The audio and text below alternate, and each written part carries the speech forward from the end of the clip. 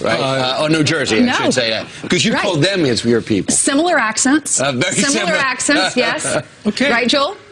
Right. Joel's the stage manager who is just off camera. You can't see him. I've never met him. Yeah, I think one of the things they're going to be talking about today down in the diner is healthcare and what's up with that. Yep, we're going to have we'll have to wait a few more weeks at least before the Senate bill.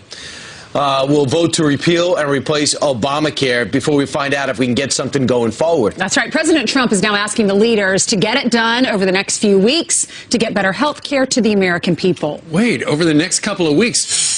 Griff Jenkins joins us from Washington. Griff, I thought it was going to happen like today or tomorrow, but now they're putting it way down the calendar, aren't they?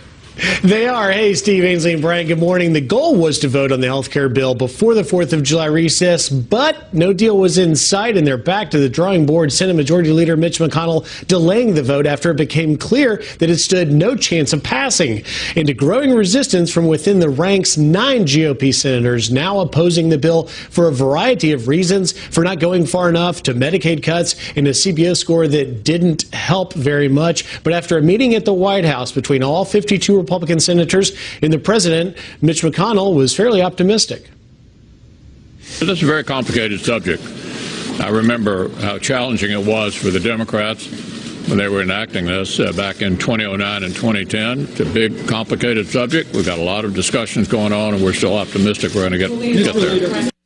McConnell says progress was made at that meeting, and he'll need to sway at least 7 of those 9 holdouts to get there as the president continued to press the urgency of the situation. We have really no choice but to solve this situation. Obamacare is a total disaster. It's melting down as we speak. Rates are going up. No help from Democrats who uniformly oppose the bill. Senate Minority Leader Chuck Schumer calling it rotten. The Republican bill is rotten at the core. The American people are not for big tax breaks to the wealthiest of Americans, nor are they for dramatically cutting their health care. Now, lawmakers leave town on Friday for the recess as GOP leaders hope some time off may change minds. They'll be back in mid-July to give it another shot. We'll see where they get, guys. All right, Griff Jenkins live in our nation's capital.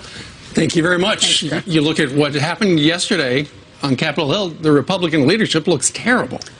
Yes. Also, the bottom line is there's a lot of difference of opinion. You have moderates that aren't happy and conservatives that aren't happy. But, guys, if you ask me who's going to hold up this bill, normally I'd say, well, Ted Cruz is going to be tough to budge. Well, Rand Paul's so dug in. The conservatives said, listen, this isn't right, but I'm going to work. Ted Cruz goes, I want to get to no. Senator Ron Johnson's, I want to get to yes, excuse me. Rand Paul, I like dealing with the president. I want to get to yes. It's moderates that seem to be the ones that would not budge. And Mitch McConnell is literally trying to whip it all together. Well, in fact, I couldn't believe Susan Collins had such a diss to the president. This president is the first in our history who has neither political nor military experience, and that has been a challenge for him to learn how to interact with Congress. Yeah, what does this have to do with the president? You guys get your act together. The president will sign it. Well, I was optimistic when I heard that it might happen over the next few weeks. Because remember, we were talking last week, is this really going to happen before 4th of July? Everyone was like, no, I doubt, very doubtful. But the next few weeks, that's doable. They got to make sure they get it right. So they need to take the time to do that. It's the senators that represent states where Medicaid is very, very popular in their states. And they don't want to vote for something that's going to cost or going to take Medicaid away from people who really rely on it. Sure, absolutely. But it's not taking it away. As you know, they're increasing the spending 20%, but it's not the free money that we're throwing to all those states. We are $21 trillion in debt. The last president, had no business throwing that money out there. From what I understand, though, it is taking Medicaid away, because what Kellyanne Conway was saying is that you've given President Obama gave and gave and gave so many entitlements, and now Republicans, they're going to have to pull some of it back because it was going to people who didn't need it. It's slowing the increase on Medicaid. Ultimately, because we don't know, because they haven't figured out what the final bill is, it would be changed if they ever get to that. But the big question is whether they will, and there are a lot of people in Washington who say it probably won't. And here's the problem. If the Republicans fail to undo Obamacare, which they ran on for many years and promised, you give us control, total control of the government, and we're going to do it. If the Republicans can't do that, you know what? Conservative voters are never going to trust them again, and there will be a wipeout in the midterms. Charles Krauthammer, weighed in on this last night. This is not a failure of communication, as in Cool Hand Luke. This is a failure of expectations. The country does not want to see the entitlements that were handed out by Obamacare retracted. That's the issue. It's not communication. It's not the lack of coordination between the House and the Senate. It's the fact that Medicare was inflated. People are used to what was. They don't want to give it back. That's the reason that Obamacare repeal is in trouble. The country is not where it was 7 years ago. It's the reason that the left usually wins, because when you hand out goodies since the New Deal, it is extremely hard to bring them back. That's the core issue here. Okay, so ultimately what happens is if the Republicans can't get this through, Mitch McConnell's going to have to go ahead and do the Monty Hall thing with Chuck Schumer. The moderates, you would presume, would like to work with Chuck Schumer to find something in the middle, but ultimately what Republican voters were promised by the Republicans to get elected is not what's going to happen. Anthem weighed in yesterday. They want the Republican plan. A lot of the insurers just have flat out bailed out, as Lisa Murkowski, sitting right next to the president yesterday. She has a situation where in the private exchange, premiums are up over 200%. Same thing with Senator McCain's Arizona and Senator Jeff Flake's Arizona. They're the ones that should be leading the charge. The president should be pushing people together, but this should be a legislative dream. The president's letting you hash it out and then saying, put the best thing you can forward. I laugh at the fact the New York Times goes out of their way to say how the president did this or didn't do that, and going out of their way to find something where the president wasn't leading. He got out of the way because Mitch McConnell wanted him to lay the groundwork and the president to come in at the last minute. And the Mitch McConnell pushed the president to have that meeting yesterday, which he did. All right. Well, Sarah Huckabee Sanders yesterday, she's the deputy press secretary. She was standing in for Sean Spicer yesterday in front of all the media outlets. Yes. And she was unloading on how everyone in that room is reporting on Russia, Russia, Russia, more than the things that are important to the American people. She names job growth, health care, deregulation, and tax reform, and says this is what the media needs to be covering. Sure, and you look at what TV news has been obsessed with. You look, and we've got a graphic. They have spent 353 minutes talking about Mr. Comey and Russia, climate change 47 minutes, terrorism 29, Obamacare repeal 17, economy and jobs just 5 minutes out of a period between May 17th and June 20th. That's a lot ABC, of time. CBS, and NBC combined. Now, over the weekend, we know Anthony Scaramucci, who's now going to be running the Import-Export Bank, who was a key member of the Trump election team. He was implicated in an accusation that said that he had some type of business ties to Russia. It turns out the story had no merit to it and only had one source. CNN immediately retracted that story and then fired the 3 people in the investigative unit. And then that story reveals that one of the reasons that CNN realized they had to apologize quickly is because they were wrong, number one. And number two is they were going to get sued by a guy that was going to go to the hill to prove his innocence, and that was Anthony Scaramucci. And number three is they don't want to screw up their big merger with AT&T, and that could actually do it if they all have Anthony Scaramucci going after him because you lied and defamed him. Yesterday you had a reporter that was sitting in that room, and he's with Breitbart, Charlie Spearing, and he was saying, why is CNN retracting? Why isn't that enough for President Trump? Why is he continuing the CNN narrative? And do you expect us not to report the possibility of Russia colluding with or trying to change our elections? So she responds to him, and then another reporter, Brian Karem, is that how you pronounce it, Karem? He's with the Sentinel newspapers, which is in the Washington, D.C. area, also happens to write for Playboy magazine. He jumps in. He is just incensed by this. Watch it. We have the video. If the media can't be trusted to report the news, then that's a dangerous place for America. And I think if that is the place that certain outlets are going, particularly for the purpose of spiking ratings, and if that's coming directly from the top, I think that's even more scary. We've been going on this Russia-Trump hoax for the better part of a year now with no evidence of anything. Things like the success at the VA barely get covered. They may get covered for an hour at a time, but this story gets covered day in, day out. And I think America is frankly looking for something better. You're in explaining to everybody right here, right now with those words. This administration has done that as well. Why in the name of heavens?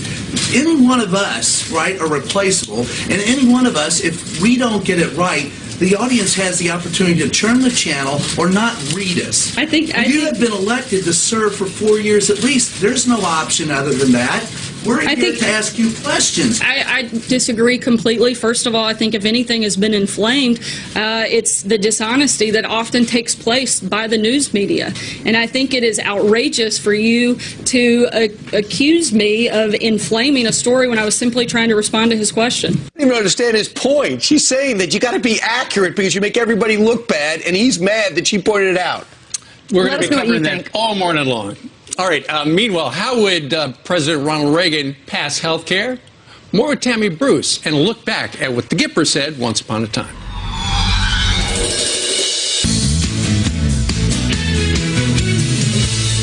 One of the traditional methods of imposing statism or socialism on a people has been by way of medicine. The doctor begins to lose freedoms. It's like telling a lie, and one leads to another. Pretty soon, your son won't decide when he's in school where he will go or what he will do for a living. He will wait for the government to tell him. There you've got Ronald Reagan speaking out against socialized medicine back in 1961, warning of its threat to American freedom. So how would he get, Ronald Reagan, Republicans on board for health care reform right now, we wonder.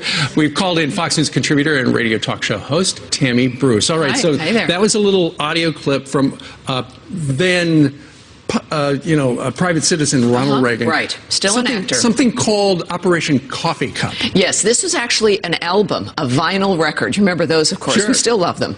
And it was sent to groups of women, particularly, who were having gatherings at their home, like tea parties, if you will. It was played at those tea parties, coffee clutches, as they wrote letters to their congresspeople and the senators and telling them, don't implement this program that ultimately became Medicare because it was going to eventually limit people's resources, limit their options. They were going to, doctors would be paid less money. There'd be fewer options. It's kind of what we're experiencing now. It's kind of exactly what we're looking at. It's the same thing. So Reagan, of course, and conservatives, there was another alternative, which was block grants to states to help people. It's not that we wanted people who didn't have resources to not get health care.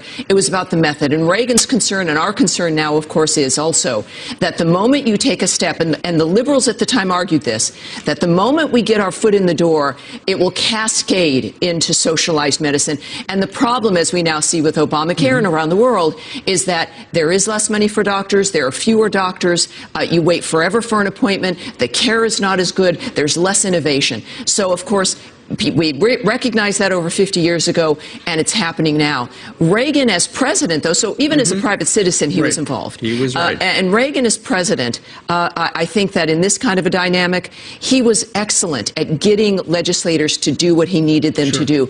President Trump has been relying on Mike Pence and Reince Priebus in this regard, and I think that what Reagan would tell Trump is for him to get more personally involved, deal with the legislative process, and have I think, more of a stick than a carrot for people. Sure, but for Mr. Trump's problem right now is the Republican caucus. You've got some people in the middle, and they do not get along ideologically with the people on the far right. Yes. Now, Reagan had the same problem. Actually, this is not new. The Republican establishment at the time did not want Reagan as president. It was the same issues. Sounds familiar. The swamp versus change and something that's new. I think, though, that what Reagan did, even with this coffee clutch dynamic in the early 60s, was getting people involved, having his back, engaging the people. It's kind of like the first podcast, engaging people to make the difference for him. Interesting stuff. The past is prologue. Yes, exactly. Tammy Bruce, thank you very much. My pleasure. All right, coming up, well, we got a warning for you. The video is disturbing. A man is smashed by a bus as he crosses the street, but you have to see what he does next. Oh, my goodness. Good Wednesday morning. Some quick headlines and a Fox News alert. A brazen attack on a Supreme Court building overnight. A stolen police helicopter flying overhead and firing grenades in Venezuela.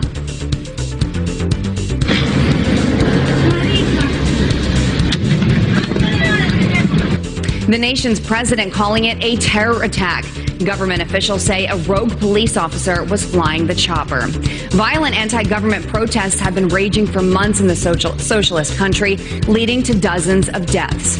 President Trump set to make good on more campaign promises focused on making America safe again. In just hours, the House will vote on Kate's Law, named after Kate Steinle, murdered by a repeat felon who was deported 5 times. The proposal increases penalties for immigrants who try to re-enter the U.S. Congress also slated to vote on the No Sanctuary for Criminals Act, blocking federal funds from cities that protect illegal immigrants. Send it back to you guys, and I'll see you in a little bit. All right, Jillian, thank you very much. Yeah. It is 25 minutes after the top of the hour. Let's go down to South Carolina, Ainsley's neck of the woods, for breakfast with friends, and that's where we find Todd Pyro at with friends at the Country Omelet. The place is called the Country Omelet. Yes. Good morning, Steve, Brian, and Ainsley. Yes, we are here at the Country Omelet in Richburg, South Carolina. That is in Chester County, and it's a county that actually went for Trump by about 5 percentage points after not having gone definitively for a Republican since 1988. One of those Trump voters is Lowry, who is not a registered Republican. First, why did you vote for Donald Trump? Because I think he's the man for the job. He's the man that would hopefully drain the swamp and reform the health care disaster that's Obamacare. Let's go into health care for a moment, because you are an emergency room nurse. Tell me why health care is such a big problem for you the way you see it currently under Obamacare. Well, it ties back to one of the biggest problems we have in this country is waste, and the economy that we have is circling the drain right now, and I think there's a tremendous amount of waste in health care. Medicaid specifically. Tell me what you see Medicaid waste-wise. I see a lot of people come in that take advantage of the program, that come in for seemingly very insignificant problems on a regular basis. When you have people that work a job, pay the taxes to cover those expenses, and can't afford to come in for very significant problems themselves. That said, what do you think about the Republicans delaying the vote? I honestly caught just a snippet of it last night, but based on what I do know, I think they need to make it right. Take their time if they must. Make it right. Lowry, thank you for your time. Thank you. Todd, you have a very good name, and you voted for Donald J. Trump. Yes, Why did you vote for Mr. Trump? Well, I voted for Donald Trump because he's the best man for the job. We've had a lot of career politicians, and we just need a change. And he's doing his job very well. With his hands tied behind his back, he's still doing a good job. As a business owner, you told me before we went on here that you have trouble hiring people because of the way the current system is run. Go into a little bit more detail on that. Well, down here in Chester, there's been a lot of mills that have closed, so there's been a lot of people put on unemployment and welfare.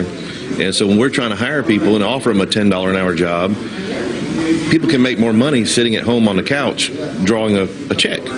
And when they're sitting at home drawing a check, it's hard for me to hire somebody. So the government is basically my biggest competitor in trying to hire a workforce.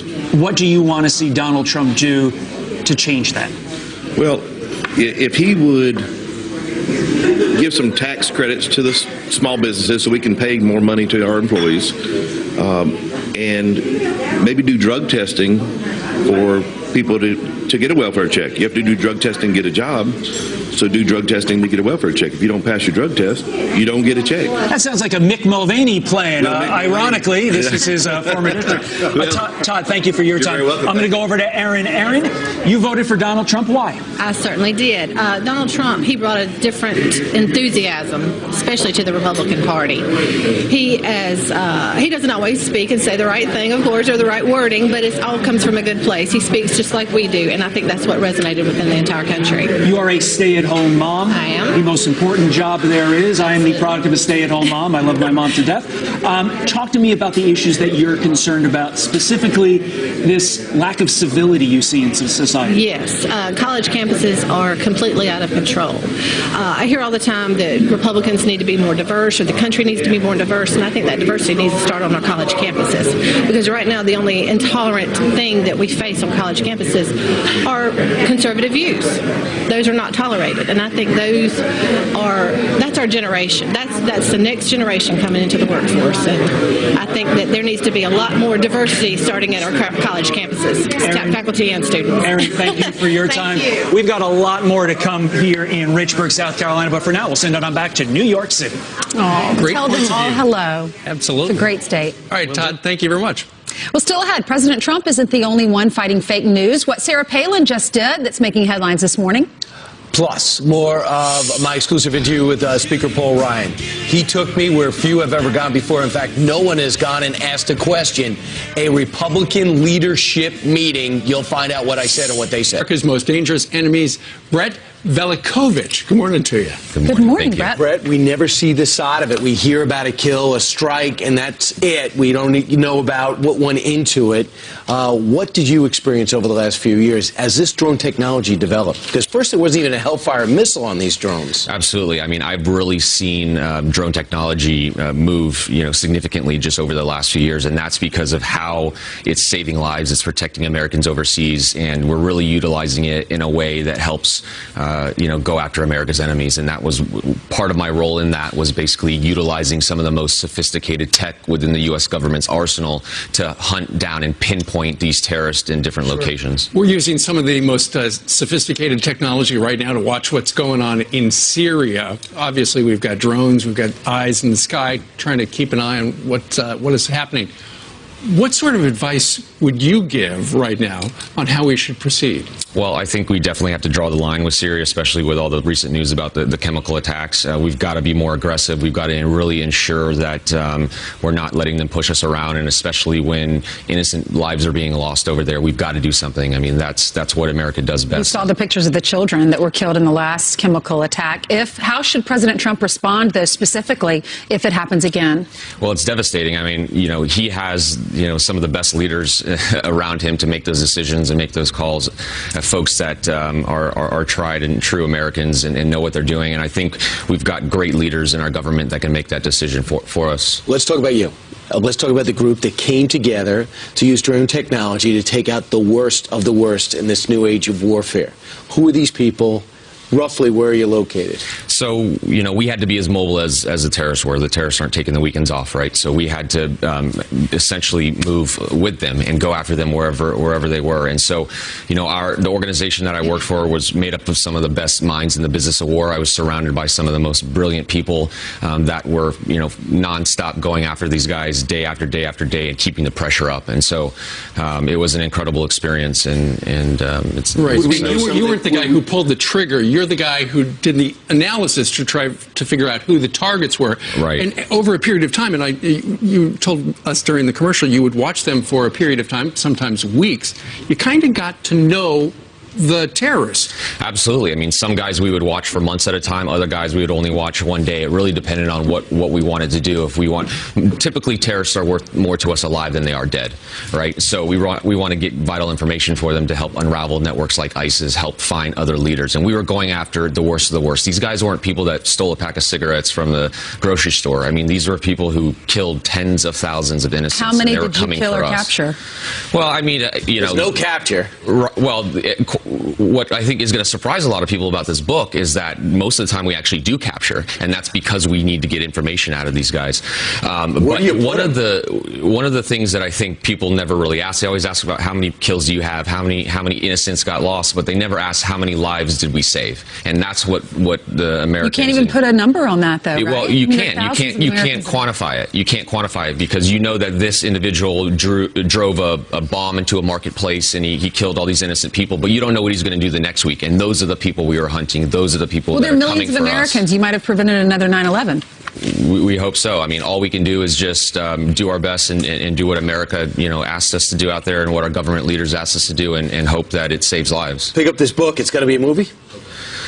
That's the word. It's being developed into a movie. You know, I'm limited on what I can say about that, but what I can tell you is the guys that are developing it seem to be very interested in how I've adapted drone technology in different ways now and taking consumer drones and using them for things like wildlife conservation, humanitarian operations, and that's resonating with the folks that are developing it because they, you know, they're very interested in saving endangered species, and that's what I'm trying to do now. Brett Velikovich, thanks so much. Congratulations on the book, Drone Warrior, an elite soldier's inside account of the hunt for America's most dangerous enemies. Thank you so much for what you do. Thank you for having me. Great to see you. Best of luck. Thank you. All right, it's 21 minutes before the top of the hour. Jillian's got a bunch of headlines. That's right. Good Wednesday morning to you guys, to you at home as well.